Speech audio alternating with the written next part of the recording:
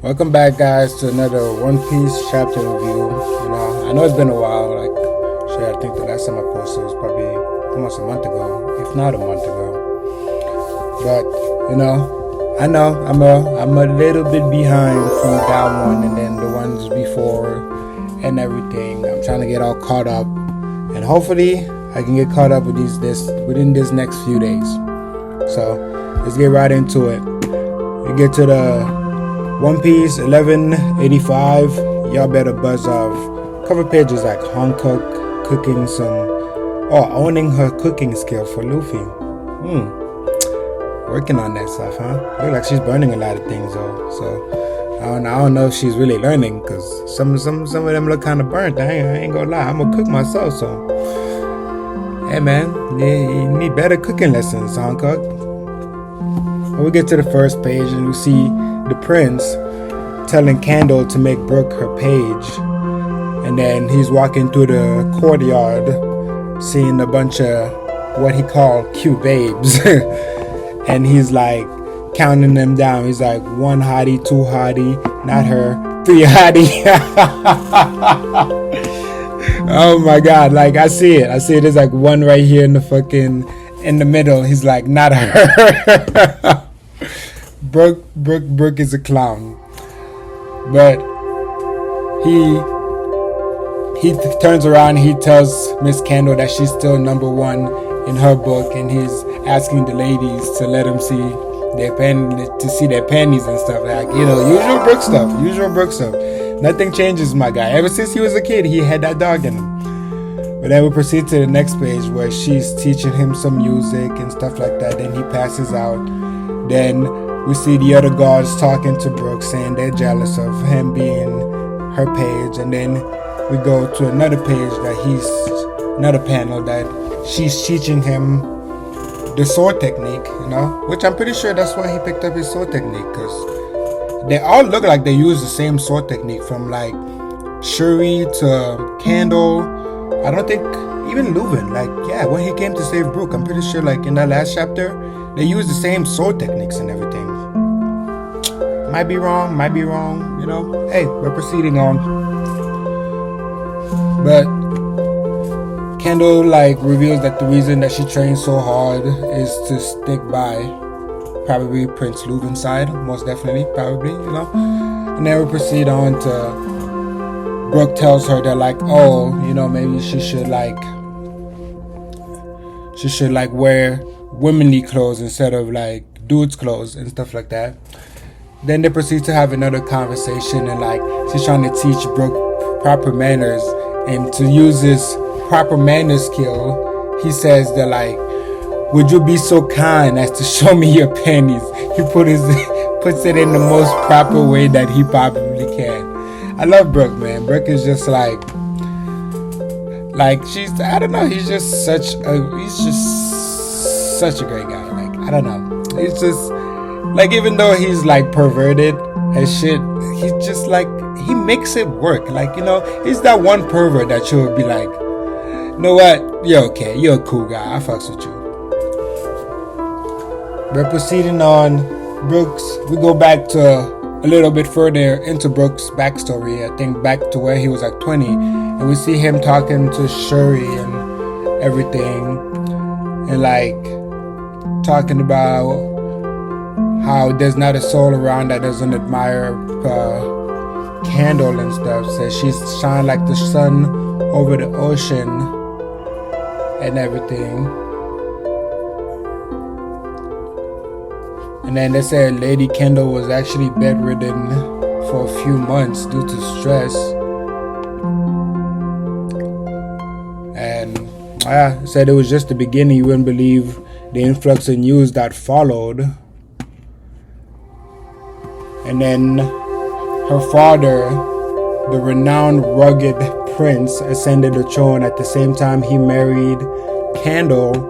The celebration across Espero was thrilling as a live concert.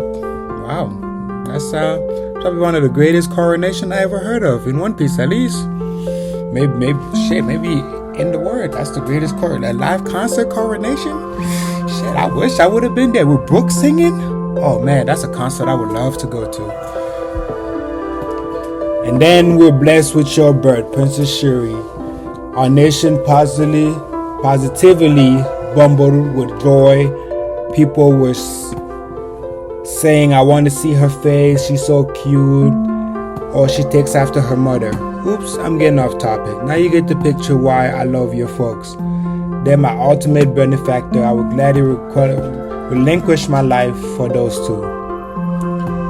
Check out my latest hit, Relinquish Rock. Like, so Brooke, like back then, he just made a song about every situation that like he was talking about. Like when he was talking about like their parents, he just made a song like on the spot. Just made a song about it on the spot, like just the G like that. But then we go back to Shuri getting, she gets in her little jealousy phase and stuff. She's like, well, what if I were in danger? Say I would lay down my life in a heartbeat. And then she's like, oh, it's because I'm their daughter. It's like, no, because you're you. I would wholeheartedly, without hesitation. And then like he gives her some candy. They go back to training. And then she's like, hey daddy. He's like, use father instead of, you're not a little girl anymore. Love you too, father, and whatever. And they fucking move on with this shit. And Brooke proceeds to go training with her. And then he goes flirting with some princesses. And then she shows him a ghost. They kind of show like a compilation of their life and stuff. And it's like Brooke got injured for some reason, probably saving Shuri or something. And then like she's learning to cook, and then Brooke is eating while she's sleeping. It was a whole thing going on. Like they had a grand old time. And then in Shuri's 15th year, the music in the kingdom died. A thick mist shrouded the kingdom and lingered for half a year. The land's treasure instrument decayed as the mist turned to smog. The highland was swallowed whole. No music longer echoed to the street. Joyful melody gave away the sound of coughing. Toxic smoke ravaged the lungs. 10,000 claim and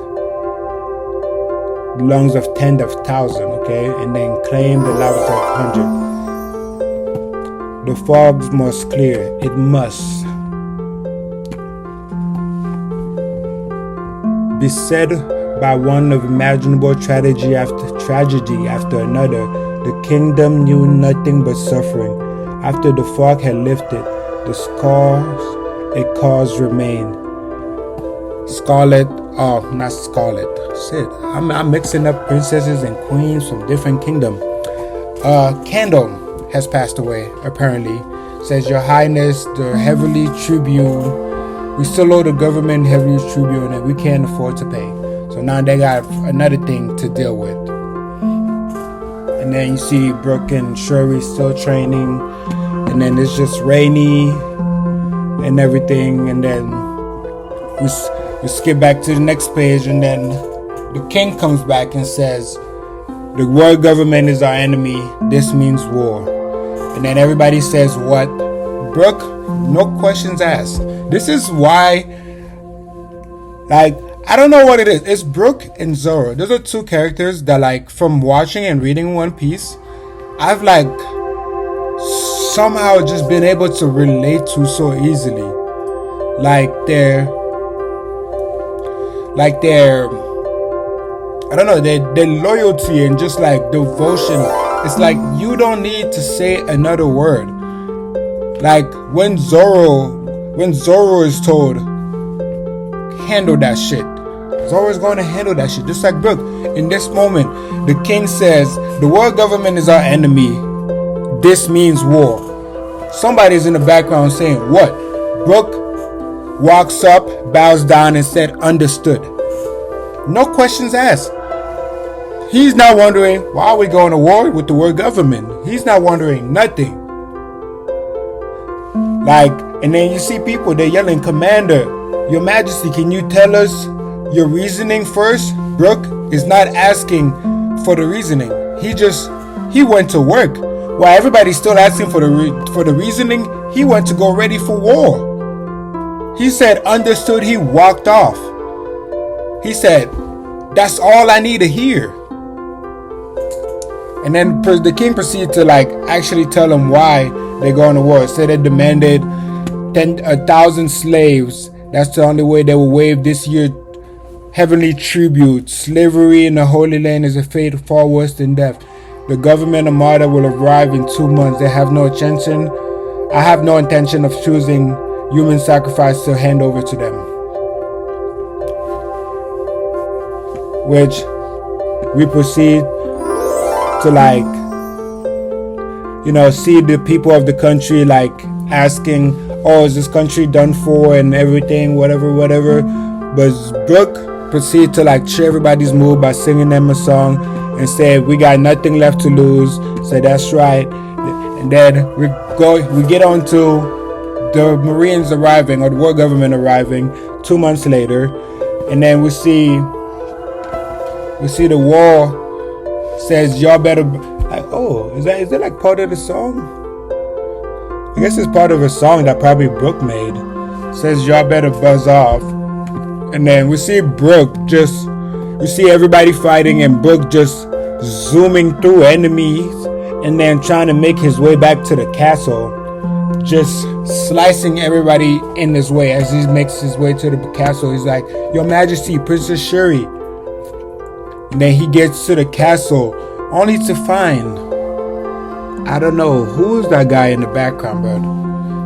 He kind of looks like Shiryu, a little bit.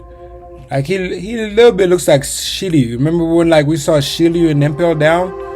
But we see Shiryu's looking like in the background, and then we see Leuven on the ground with demon horns and wings, like Emu when he appeared in basically when he took over Shuri in Elbaf, basically, yeah, when Emu took over Shuri. And then we see also Shuri taken over with the wings and the horn as well. So like I guess they were both Domi Reversied, or were they? Not Domi Reversied, because did the Giants get wings when they got Domi Reversied? I don't think they got wings. I think they just flipped over, right? I need to go back and reread that. Now that's kind of like gonna bother me. It's gonna bother me. And then we also see what looks like a shadow of I want to say St. Peter. I think St. Peter. He's the guy that was the bird that had the eat the domasa, whatever, like the bird fruit, like the giant bird, weird bird, whatever. Whenever I remember how to say that word, I will remember it and I will tell you. But for now, it's like, are you worried about the war? It's already over, Brooke. Aren't you happy? And that's the end of the chapter. Wow, this is very interesting. That's a very interesting end. Interesting. But like that's what I'm wondering. Like, did the Giants get demon wings? Because like I thought that was just signs of like Emu personally taking over somebody's when they get like the wings on the back and everything. But I might be wrong. I might digress. But I'll see you guys in the next chapter, which will be soon.